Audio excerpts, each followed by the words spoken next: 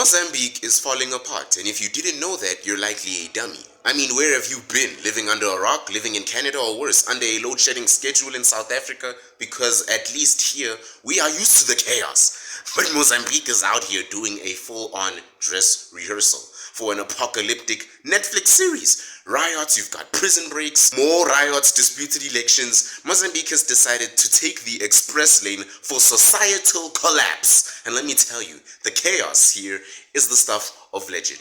But before that, let's focus on the elections, because that's where the real meltdown started.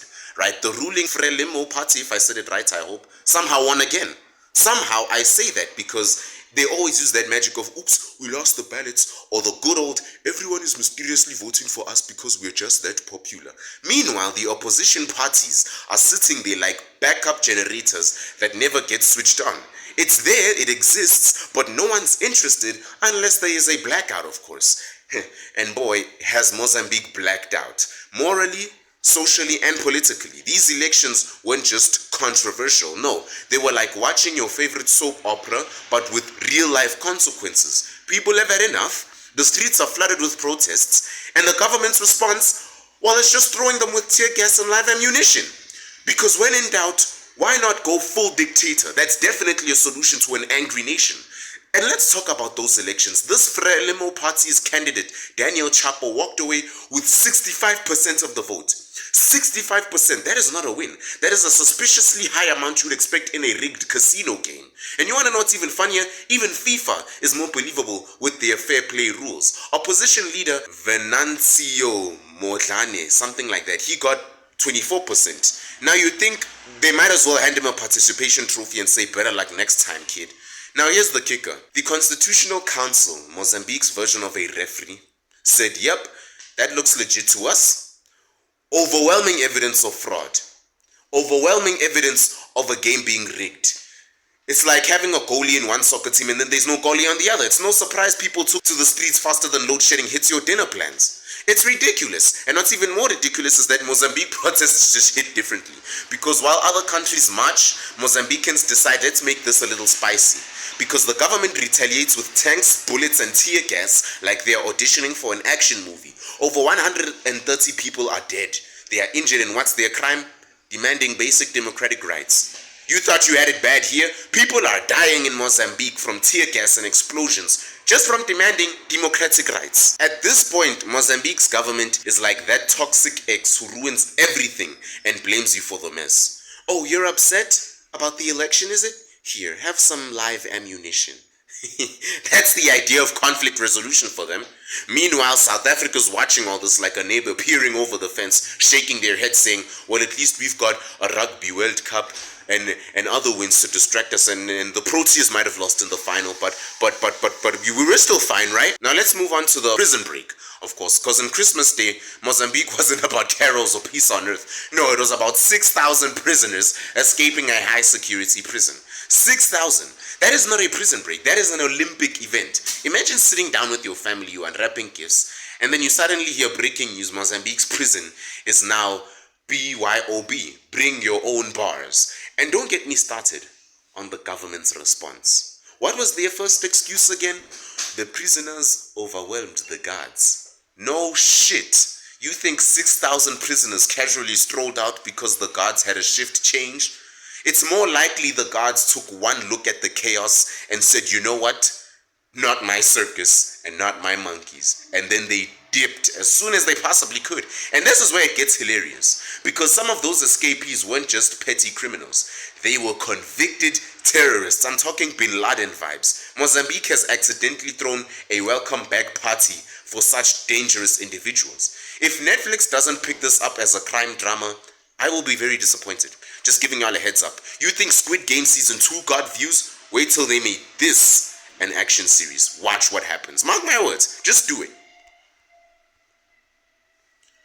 But before we talk about that, let's pause for a moment and compare Mozambique's downfall to South Africa's controlled chaos. Because at least in South Africa, we like to pretend we have a functioning democracy. Sure, we've got corruption scandals, rapists in parliament, and politicians who make you wonder if clowns left the circus for parliament.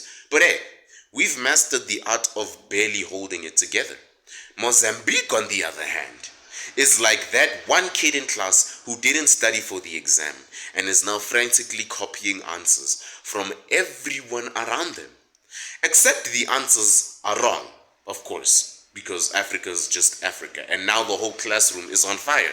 In South Africa, we've got Julius Malema saying whatever he fucking wants. You've got the Zondo Commission scandals. And then you've got Eskom load shedding us into candlelight dinners. But Mozambique, oh, they're out here with full-on riots, fraudulent elections, and a prison system that leaks criminals like a sieve leaks water from salt. Comparing a messy roommate to a full-blown arsonist. That's basically what it is here.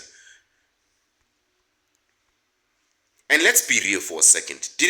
Mozambique didn't need a fraudulent election or prison break to start crumbling. It's been on a downward spiral for years, and corruption is practically the national pastime, just like all other African countries. They rely heavily on natural gas exports, while most of that wealth goes to the pockets of a few elite individuals. We know that. And then every Mozambican is left wondering why democracy is just a fancy word for good luck surviving. Their infrastructure is a joke. The roads, barely. Hospitals, if you don't mind sharing a room with a cockroach. Schools, sure, if you think education is optional. This isn't a country falling apart because of one election. It's been a long time coming. Now let's poke fun at Mozambique's officials, because they are going to mess this up badly, and they deserve to be roasted, just like how I roast every other politician here. Picture a government briefing where the spokesperson says the election was free and fair, while holding a stack of ballots with Frelimo already ticked off. What the fuck? Or imagine a prison warden explaining the escape, and then he's like, we had a slight incident involving all our prisoners deciding they'd rather not stay, and we are looking into how this could have happened. It's possibly witchcraft. It's comedic gold, and unfortunately it's real life. Mozambique's leadership is like watching the worst Netflix series where everyone's on the joke except the audience. But Mozambique isn't alone, because across the continent we see the same patterns: corrupt leaders, rigged elections, and public unrest. Zimbabwe, Nigeria, Ethiopia, pick an African country and you'll find a version of the same story. It's like Africa got handed a script by the colonizers and decided to perform the same trick over and over again. Meanwhile, South Africans sit back and say, well, at least we've got Trevor Noah. Now let's talk about the crown jewel of Mozambique's recent disasters, right? The prison break. I just have to talk about this again, because just think about this. Over 6,000 prisoners escaping a high security facility. This isn't just incompetence, it's next level failure. Imagine being a prison guard in those places all day. You're sipping your coffee, you're thinking about your lunch break, and then suddenly 6,000 prisoners decide they'd rather not stay. What do you even do? Wave them goodbye? Offer them snacks for the road? Give them your ammunition instead? And the prisoners didn't just stroll out, eh? Did I say this already? They ran like it was the Olympics. Some of them were convicted terrorists, by the way. Just saying that again to give y'all a heads up. Mozambique has essentially unleashed a small army of criminals back into society. If that's not a great job, then I don't know what is. Mozambique's chaos isn't happening in a vacuum. Across Africa, you always see the same patterns. It's always the rigged elections. It's always widespread public discontent. It's like we're all competing in what I like to call the dysfunctional Olympics, and Mozambique just won the gold. Take Zimbabwe, for example. I want to talk about them again because they've got inflation so high, you need a wheelbarrow of cash to buy bread. Or Nigeria, where fuel scarcity has people fighting at petrol stations like the WWE Elimination Chamber. Well, at least some of those have a semblance of order. Mozambique, they've thrown order out that window and replaced it with anarchy. And then there's the Republic of South Africa. You have Malema and everyone else threatening to nationalize everything, but at least our elections are somewhat believable, right? And say what you will about Eskom or Joburg Water, but at least we are consistent with our failures. Mozambique, on the other hand, is like a ticking time bomb with no timer. It's just pure chaos waiting to explode. And here's the thing about Mozambique. Their current mess didn't start with the elections. That's the mistake everyone's making. Everyone keeps thinking, oh, the elections are bad, now the mess has started. No! They've been at a downward spiral for years. The services were always a joke, and the wealth from their natural resources come to the hands and pockets of a select few. Mozambicans are struggling to survive. The schools are underfunded, the hospitals are overcrowded, and infrastructure is crumbling. Does that remind you of any other country? Yes, you guessed it, South Africa. It's like the best version of saying good luck, you're on your own. And we can't forget the insurgency of Cabo Delgado, where militants have been wreaking havoc for years. And the government's response, a mix of denial and occasional military action that does more harm than good. Why are you a military then? And let's take a moment to roast Mozambique's government once again, because they have truly earned it. You have the Visa Masambit Award. These are the same people who claim everything is under control, while their country literally burns like the chicken in Thanksgiving. It's like watching a clown try to juggle chainsaws. It's hilarious, but also terrifying. It's like saying Rey Mysterio can beat Brock Lesnar. It's impossible, and it's very laughable when you say it. We are committed to transparency, they say, while standing in front of a pile of shredded documents. Or a prison warden explaining the escape. We are investigating how 6,000 prisoners managed to overwhelm our guards. Early findings suggest witchcraft. Yeah, sure, Koko Mloi must have helped you guys there. At this point, you're probably wondering if there's any hope for Mozambique. Understandably. And honestly, it's hard to say, because this country needs sweeping reforms, but that's easier said than done when people in power are more interested in lining their pockets than serving their citizens. You know what I'm saying? So one thing is clear. The people of Mozambique deserve better, right? They are tired of being ignored, they are tired of being exploited, and they are tired of being oppressed.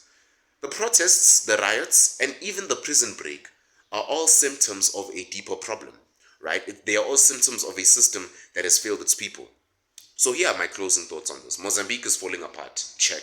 And it's not just a tragedy. It's a wake-up call for the rest of Africa. But let's face it, they won't face that. They won't pay attention to any of that. In fact, corruption, inequality, and poor governance will increase, and we'll all end up in the same boat. What can we learn from Mozambique? First, never underestimate the power of bad governments to turn a nation into a reality TV show. Second, when you see signs of democratic failure, act before your country becomes a meme on X. And finally, always keep your prison doors locked. Seriously, Mozambique, that one is on you. If you enjoyed this video, you might as well subscribe by now.